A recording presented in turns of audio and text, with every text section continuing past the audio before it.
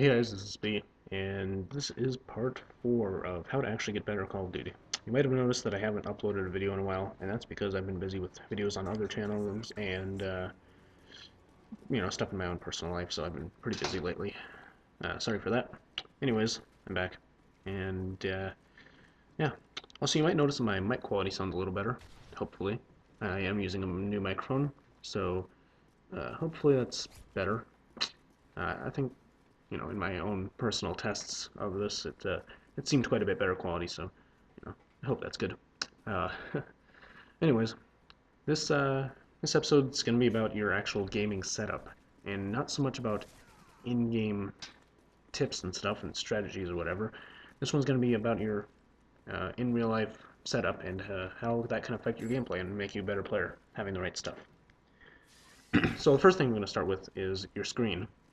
If you're using a big screen, usually you have a disadvantage because you can't see the whole screen all at once. And a smaller screen, you can see the whole screen all at once without moving your eyes at all. You can just like stare at the center and see everything at once and know what's going on and have generally better awareness and versus reaction time. I have a large screen that's like 52 inches or something. It's big TV screen, and I have played on smaller TV screens and I noticed that I do better. So that's just something that it's good to keep in mind. If you do have a smaller TV screen, that's probably a good option.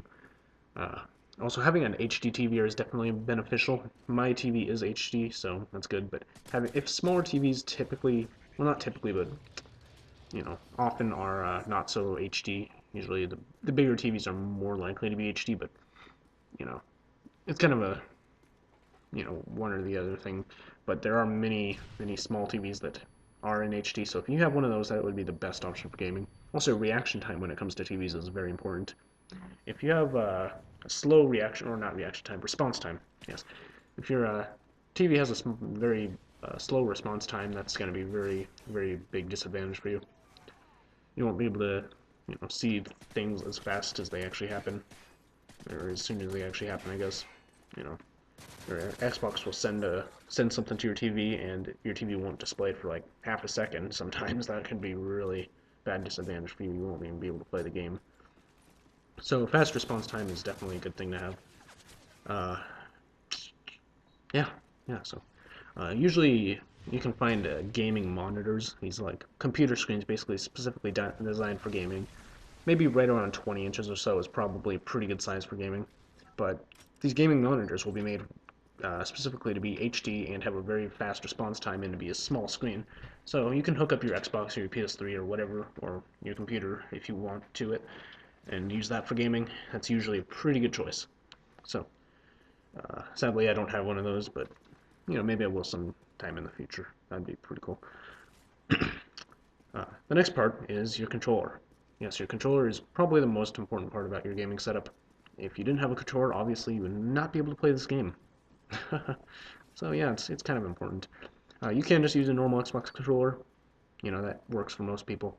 But if you want some advantages in gameplay, you can definitely get some special controllers and special features controller related.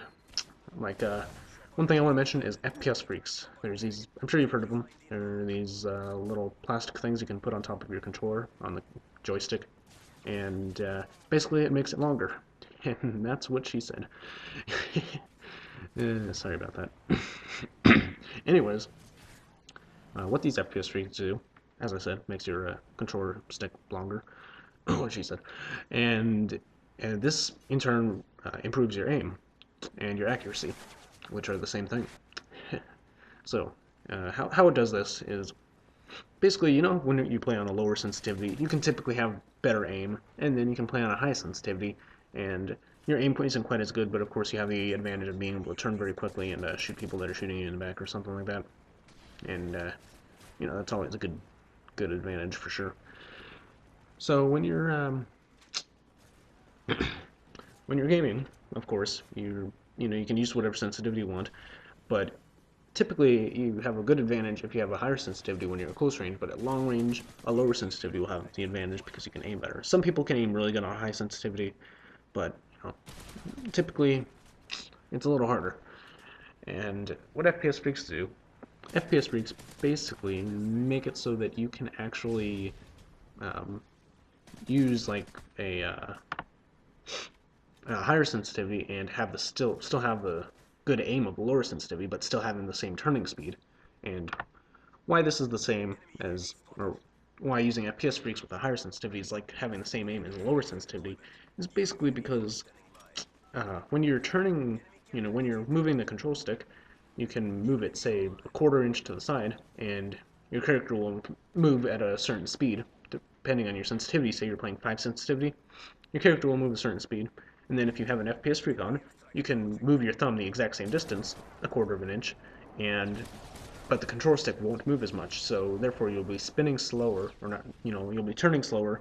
This will allow you to aim more easily, but it doesn't remove the advantage of having a higher sensitivity, which is turning fast, because you can still move the control stick all the way to the side, just like you normally would, and you can still move at that exact same speed. So it's like basically having the best part of a lower sensitivity, which is the good aim, and the best part of a higher sensitivity, which is a faster turning speed. You can have them both at the same time by using an FPS freak, so it's very, very useful. And I've known this firsthand whenever I play with uh, my FPS freak on a higher sensitivity, which I always play on 10. But whenever I'm playing on 10 sensitivity with my FPS freak, I have pretty decent aim. But if I'm ever playing without my FPS freak on at the 10 sensitivity, my aim is all over the place. I can't hit anything, and oh yeah, that's basically.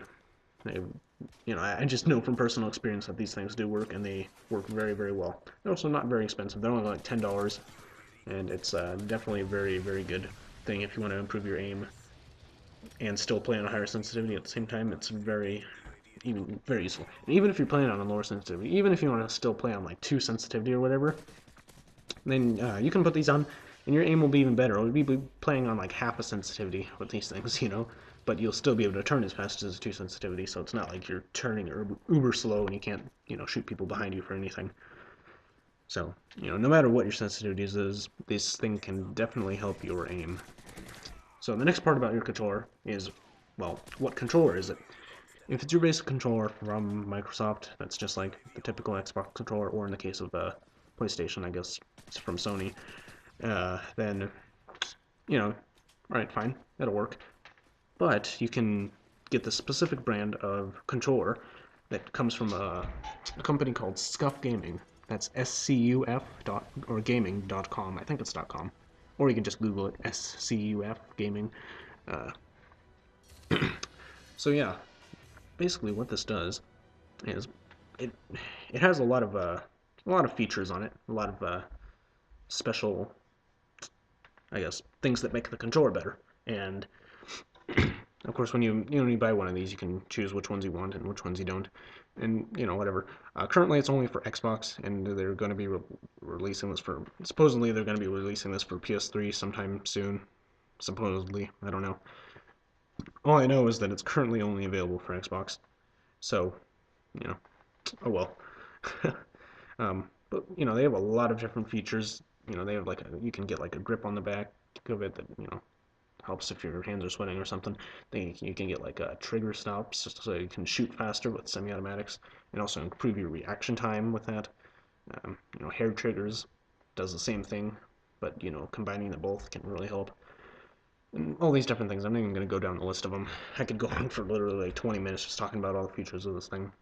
But you can go to their site and look it up. They've got a lot of different features that definitely make this a unique and a very useful controller. So the main feature of this, though, the main thing about it is the 2 extra buttons that it has on the back. It comes with 2 extra buttons on the back, and what these do is they can do the same thing as any of the 2 other buttons. You can choose whichever ones you want. Although typically they're used for A and B. Of course, A in Call of Duty is used for jumping, and what this allows you to do, since the button's on the back, your finger is always on the controller, or always on the back of that controller on the same spot where they put the button. So basically, normally when you have to jump, you have to take your thumb off the controller stick and hit that A button, but then you can't aim. So, if you're jumping and there's someone to your right, you can't aim and shoot them while you're in midair. You actually have to get your thumb back on that joystick, and that loses a lot of time. But with this, you can hit that button while keeping your thumb on the aim stick, so you can aim while in midair. I've done this many times before where I can just I can just jump around a corner and aim at the same time while in midair, while jumping around a corner. And this definitely helps me win a lot of gunfights because it's a much harder to hit a flying target when you're jumping through the air. It'll be much harder for enemies to hit you when you're doing that. But while I'm in midair, I'm jumping around the corner, and I can aim while flying through the air there. That gives me a huge advantage because people normally can't even hit me that well when I'm moving so fast through the air. But I can hit them just fine with this controller. Otherwise, I'd just be jumping straight, and I wouldn't be able to hit them at all. And the other button, typically used as B, if you're playing on tactical layout, which is pretty much made for people playing tactical, this will allow you to knife while you're aiming. You can, like, without removing your thumb from the thumbstick, this both gives you much faster reaction time when you're playing on tactical for knifing. Normally when you're playing on tactical, you have a much slower reaction speed than you do with someone playing on default. And, well, yeah, this helps a lot for that. You can knife actually a lot faster now, probably even faster than people playing on default. You get a very fast reaction time with your knife. It's very useful for that. Also, you can adjust the direction you're knifing in mid-knife. Normally, you'd have to take your thumb off the aim stick to hit that B button to knife if you're playing on tactical. And, if someone moves to your side quickly, you can't adjust your aim and still hit them with the knife. They could just move way off to your side and you'll totally miss them and then you'll get shot in the back or whatever. But with this, you can adjust your aim while you're knifing, and that can definitely help in some situations. Also, if you're playing on default, uh, this will definitely help you get used to playing on tactical. It'll also give you the ability to drop shot, since that's what tactical is for. You can drop shot much more easily because it replaces your knife button for panic knifing with drop shotting, so you can, like, panic drop shot, if you want to call it that. It's very useful regardless, and I definitely recommend it for anyone. Even if you're playing on default, you can get one of these and switch over to tactical, and you'll have a huge advantage on other people. So that's it for the controller. I have one of these. They're a great controller. You may have heard of a Razer Onza controller that's supposedly similar, but they're not very durable. They have a lot of issues with breaking down easily, and I've heard that from a lot of people saying that their Razer Onza controller broke down easily. So this is a much better choice because it's just much more durable, and supposedly from a review I heard one time it's easier to use. I haven't never used the Razer Onza though, but I just know that the Scuff is definitely a nice durable controller, and yeah, so I'd recommend getting one. You can get it as customized as you want. They're very good controllers. Anyways, another thing I've heard about these glasses you can get called Gunner Optics. What these can do, supposedly, is they like reduce the strain on your eyes and help you see the screen clearer and all these different things. I don't have one, but I've heard a lot of good reviews about them, so you may want to look into that too. Supposedly they're pretty good. So that's it for this episode. I hope you enjoyed, and yeah, subscribe if